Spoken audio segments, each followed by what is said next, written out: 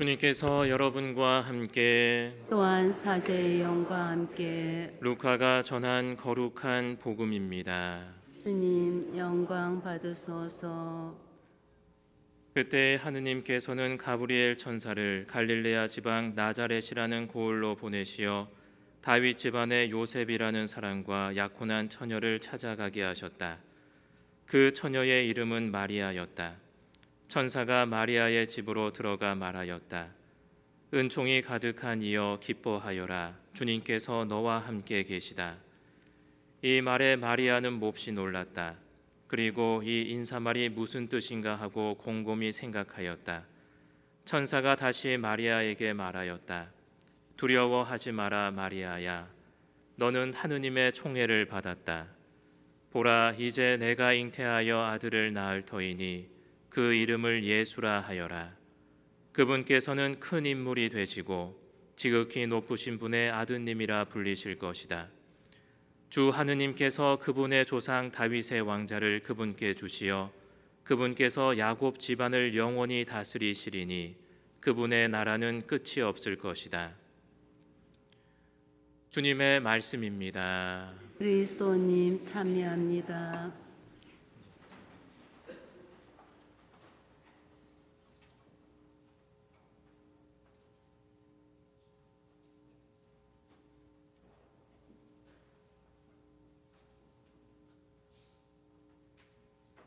성화를 빕니다. 예, 성모기사의 미사에 처음 오신 분 계세요? 계세요? 계시는구나. 네, 알겠습니다. 잘 오셨습니다. 예, 저희 본당 신부님이 처음 오신 분한테는 고소미 한 박스씩을 나눠주시는데 제가 그 얘기를 했더니 요즘 고소미 값이 비싸다고 그런 얘기 하고 다니지 말라고 이제 말씀을 하시는 것 같아서 한번 그냥 물어봤습니다. 네, 다음에는 안 나오실 거죠? 다음에 안 나오실 거면 더더욱 주지 말아야지. 네, 오늘은 포른치운쿨라의 천사들의 성모 마리아 축일입니다. 포른치운쿨라라는 말씀 어디 들어보셨어요?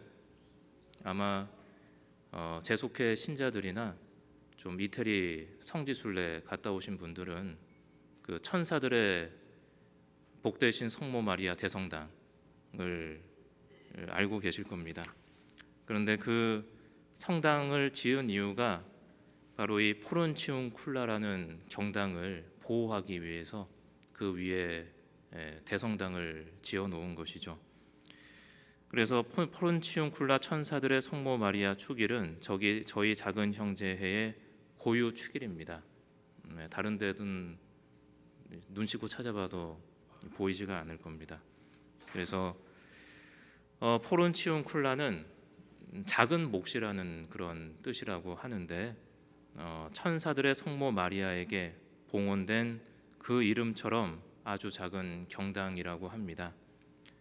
그런데 이 성모 마리아께 봉헌된 작은 경당에서 저희 수도회가 태동했고, 그리고 이 성모 마리아의 겸손함은 또 프란치스칸 영성의 또 뿌리라고도 할 수 있을 것입니다. 왜냐하면 이 프란치스코 성인이 이 성모님께 많은 도움을 구했기 때문입니다.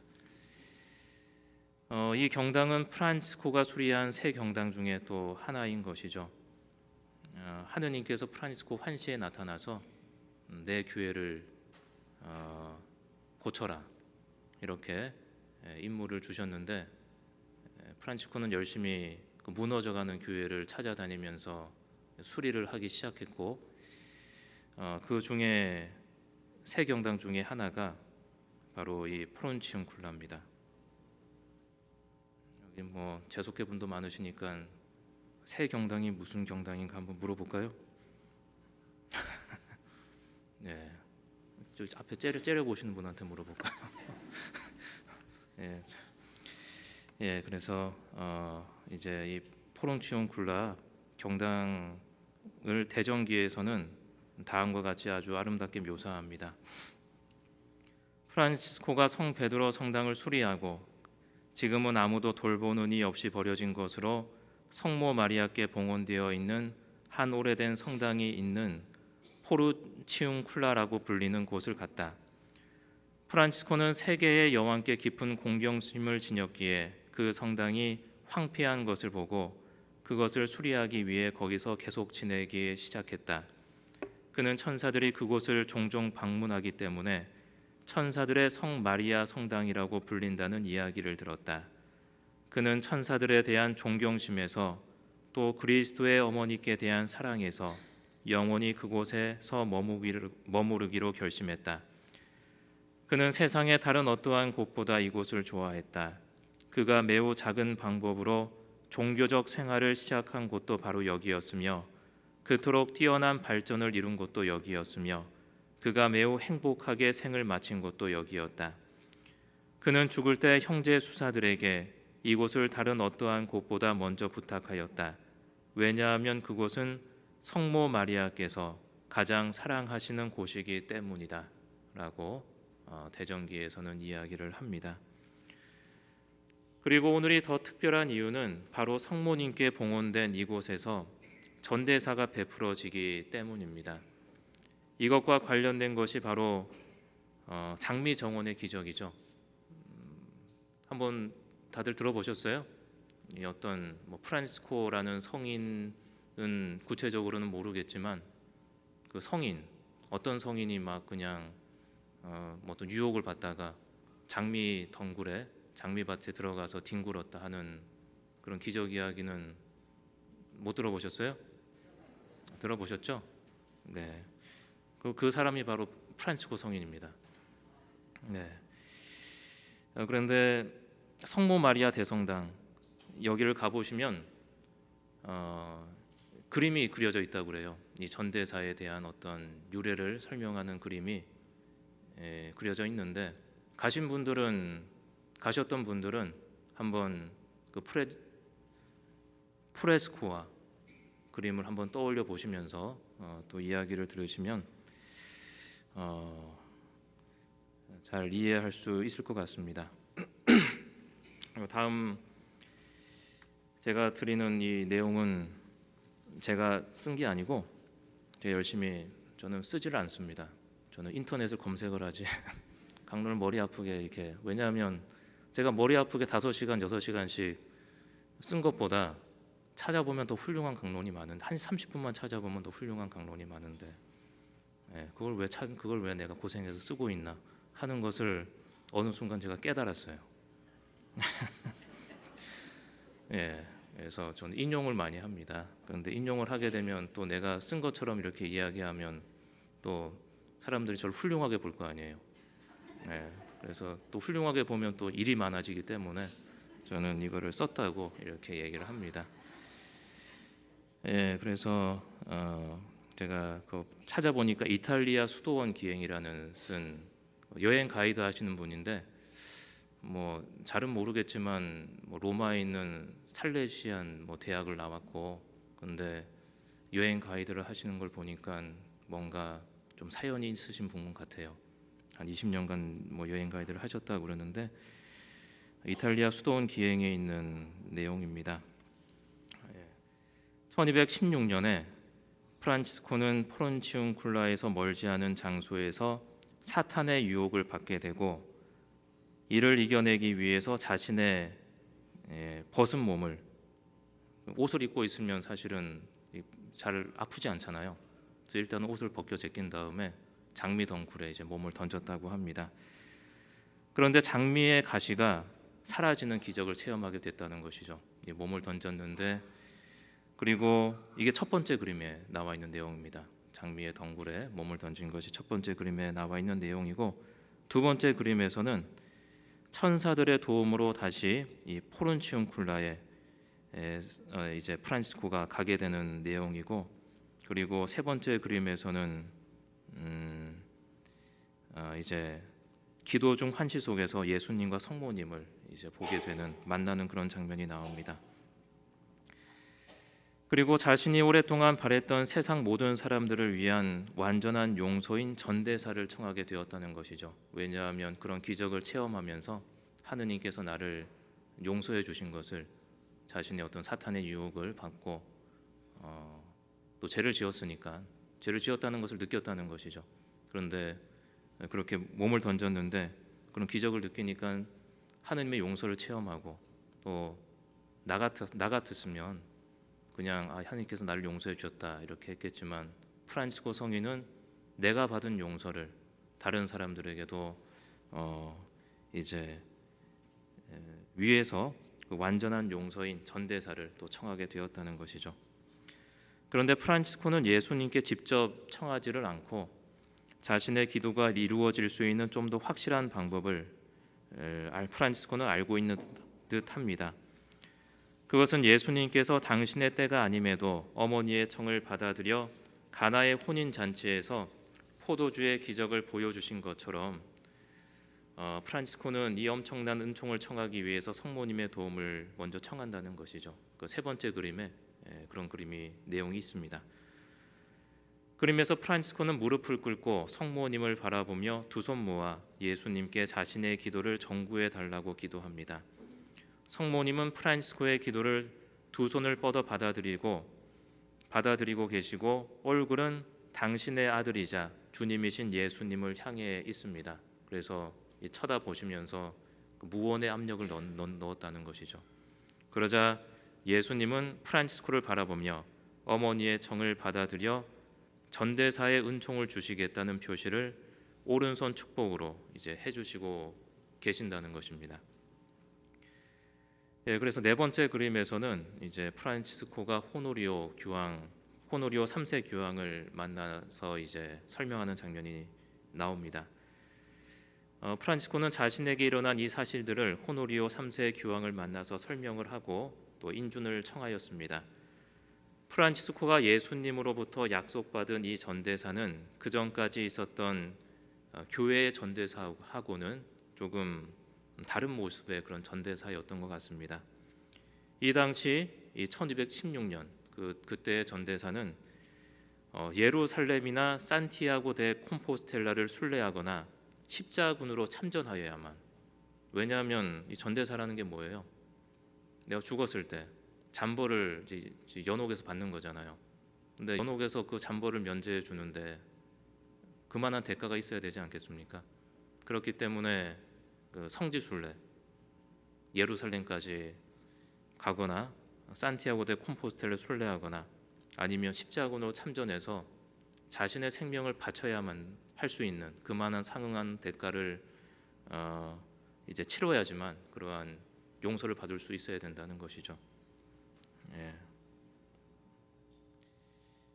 그리고 혹시 이런 것을 직접 할 수 없었던 사람들은 십자군 전쟁에 돈을 기부하거나 아니면 땅을 기부하거나 아니면 자신의 이름으로 나는 못 가니까 네가 대신 성지순례를 갔다 와라 이렇게 보내는 등 뭔가의 대가를 치러야 받을 수 있는 것이었다라는 겁니다.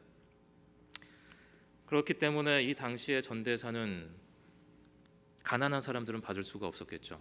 가난한 사람들은 목숨을 걸고 또 예루살렘에 갔다가 그냥 이 당시에 그 유럽에서 예루살렘 가면 죽으라는 거죠. 그러니까 저는 농상 삼아서 그냥 가지 말고 무릎으로 가라. 무릎으로 기어서 가라 그러면 하는데 그래서 이 당시의 전대에서는 가난한 사람들을 위한 것이 아니었다는 것입니다. 그런데 프란치스코는 아시시의 작은 경당인 포르치움쿨라에서 받을 수 있도록 교황의 인준을 청한다는 것이죠. 정말 그 당시에는 혁신적인 그러한 일이었다는 것입니다. 그리고 어떤 교황님이 라테란 성당이 아니라 대성당 같은 것이 아니라 조그마한 경당에 와서 그런 어떤 전대사 용서를 받을 수 있다 하는 것은 프란치스칸 영성에 대해 참 어떤 생각을 많이 하게 되는 것이죠. 프란치스코는 조건적이고 돈이 필요한 전대사를 이해할 수 없었습니다. 왜냐하면 하느님은 사랑이신데 사랑에 어떤 조건이 필요한 것이 아니잖아요.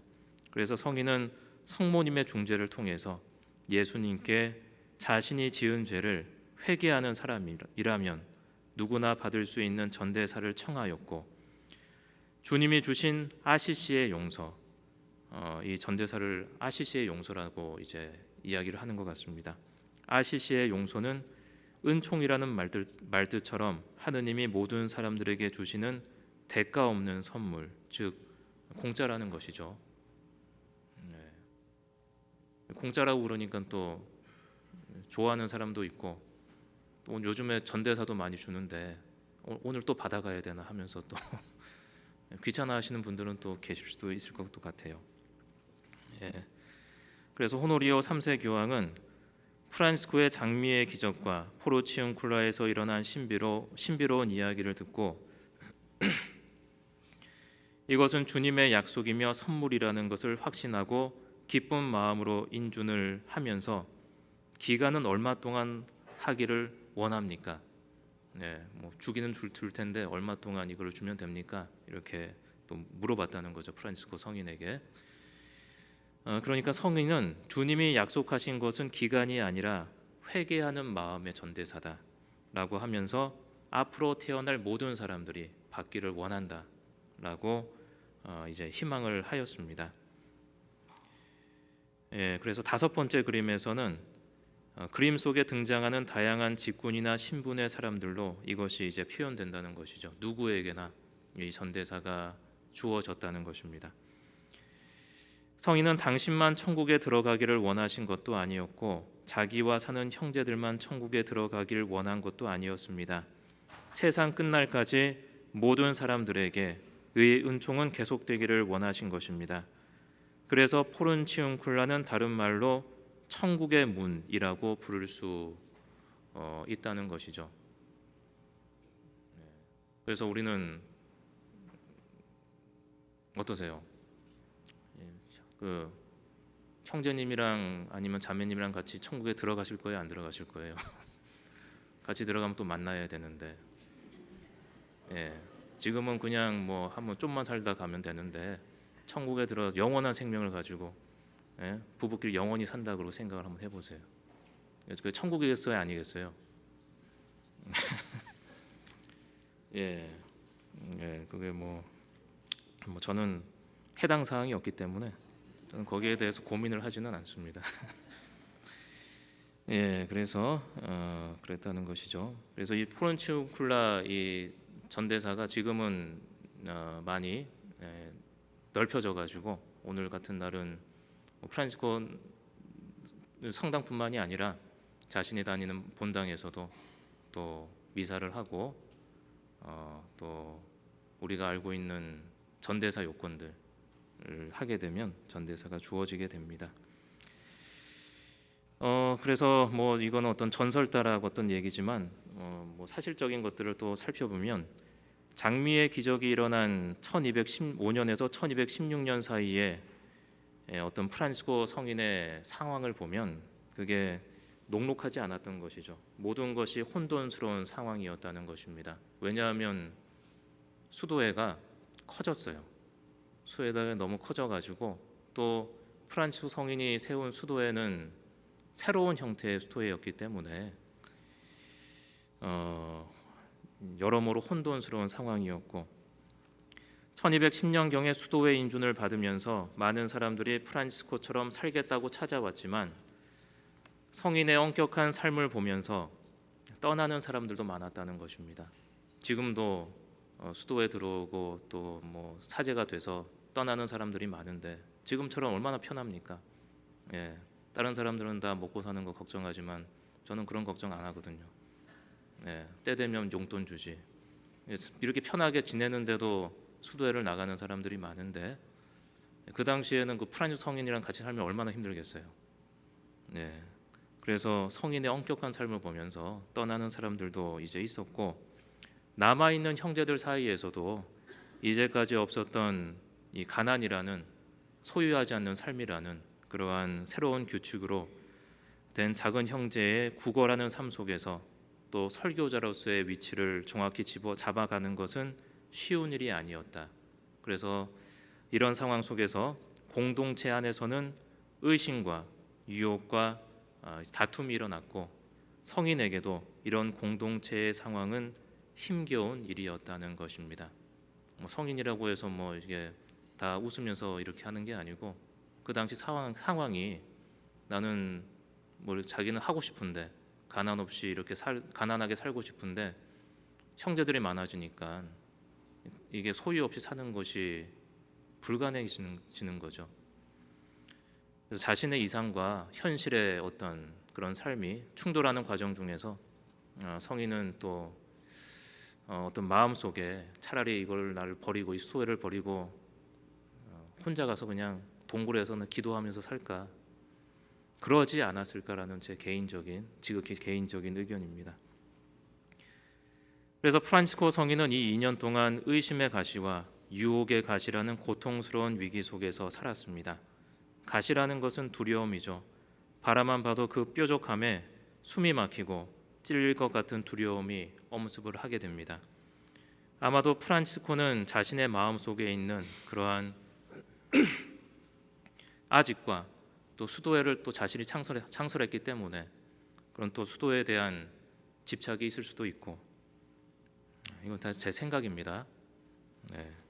그래서 수도회라는 공동체가 비록 아름다워 보이지만 또한 가시를 품은 장미꽃 같은 그런 존재가 아니었을까.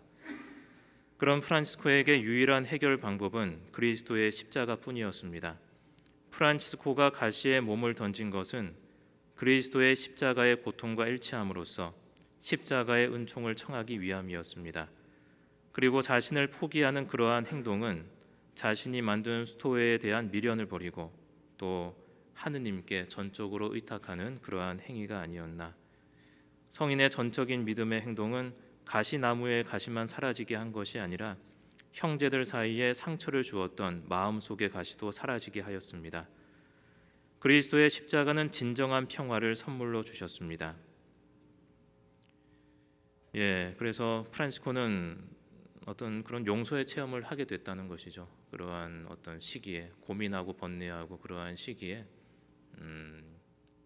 예수님의 십자가만을 바라보고 그렇게 함으로써 자신이 용서받고 있다는, 자신의 유혹에서 다시 나게 되었다는 그런 어떤 해방감을 느끼지 않았을까.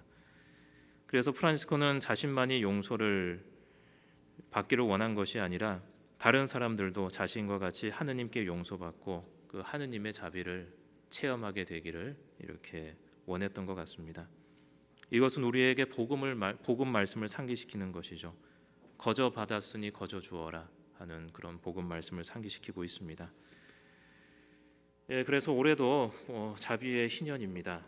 순례지를 찾아가서 이제 용서를 받고, 우리가 죄를 용서받았다면 우리도 다른 사람들을 용서할 수 있어야 되는 것이죠. 그것이 우리가 용서를 받았다는 표지이고 그리고 하느님을 체험했다는 그러한 표지가 됩니다.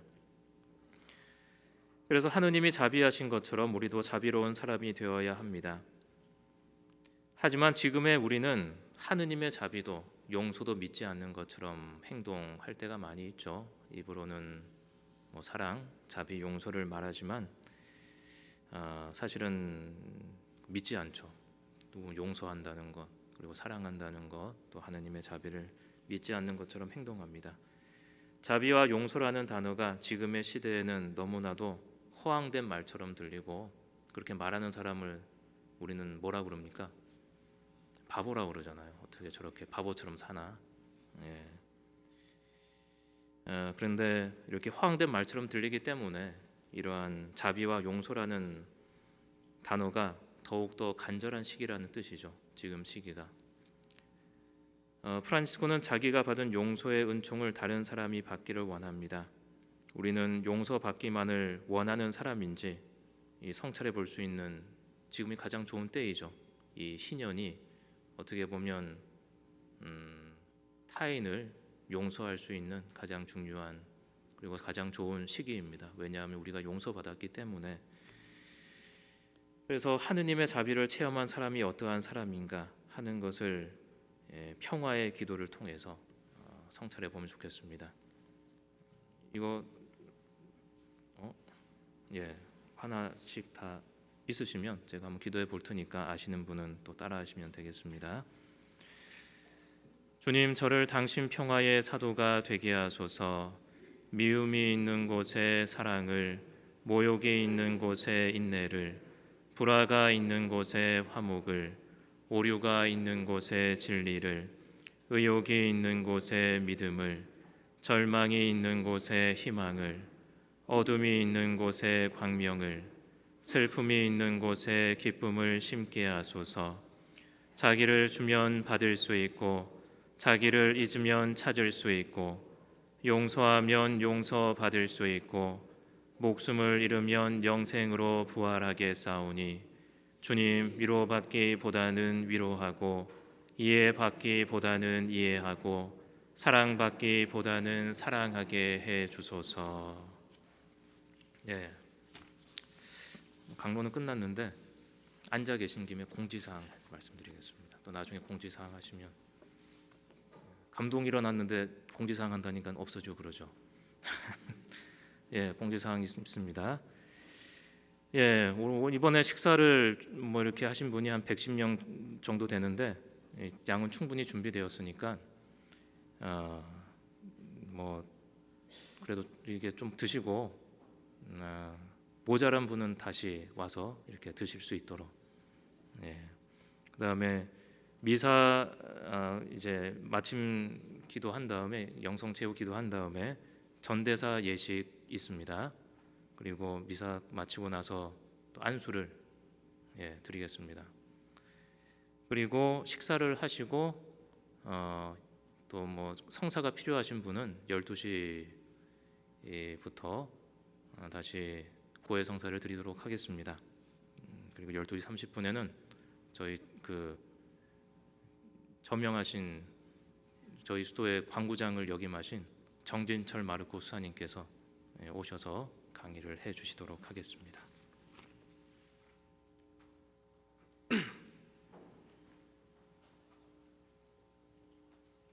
봉헌 성